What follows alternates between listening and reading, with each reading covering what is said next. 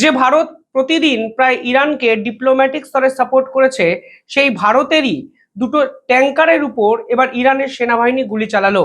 তাহলে কি ধরে নেওয়া যায় ইরান এই ধরনের বিশ্বাসঘাতকতায় অভ্যস্ত? নাকি এটা ধরে নেওয়া যায় যে তারা ভারতের উপর গুলি চালিয়ে আমেরিকাকে কোনো না কোনো বার্তা দিতে চাইছেন? সেখানে বলা হচ্ছে যে টু ইন্ডিয়ান ফ্ল্যাগড শিপ, অর্থাৎ দুটো ভারতের পতাকাবাহী জাহাজ যখন ভারতে আসছিল, তখন তাদের উপর গুলি চালায় ইরানের আইআরজিসি। এই দুটো জাহাজের নাম, একটির নাম জাগ আরাফ, অন্যটির নাম সাহমার হেরাল্ড। এই দুটো ভেরি লার্জ ক্রুড ক্যারিয়ার, অর্থাৎ তেল নিয়ে ভারতবর্ষে কিন্তু আসছিল।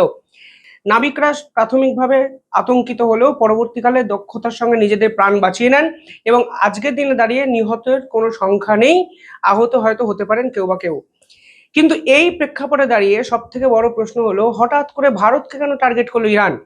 অবিলম্বে ভারতের এই বিষয়ে কড়া হুঁশিয়ারি যেমন দিয়েছে, কড়া অ্যাকশনেও ঝাঁপানো উচিত বলে আমার মনে হয়। রাষ্ট্রসংঘের মতো জায়গায় ইরানের এই দানবীয় প্রত্যাঘাতের একটা কড়া জবাব ভারতকে দেওয়া উচিত এবং ব্যালেন্স ডিপ্লোমেসি না করে এবার পক্ষ নেওয়ার সময়, যদি পক্ষ না নিতে হয়, কড়া ভাষায় কড়া অ্যাকশনে এদেরকে বুঝিয়ে দেওয়া উচিত এই ভারত আগের ভারত নেই। বিশ্বাসঘাতকতা করলে তার ফল কিন্তু ভুগতে হবে এবং সেই সময় কিন্তু আসছে, তা কিন্তু পরিষ্কার হয়ে গেল কালকের এই ঘটনায়। আপনারা কিভাবে দেখছেন কমেন্টে জানাবেন।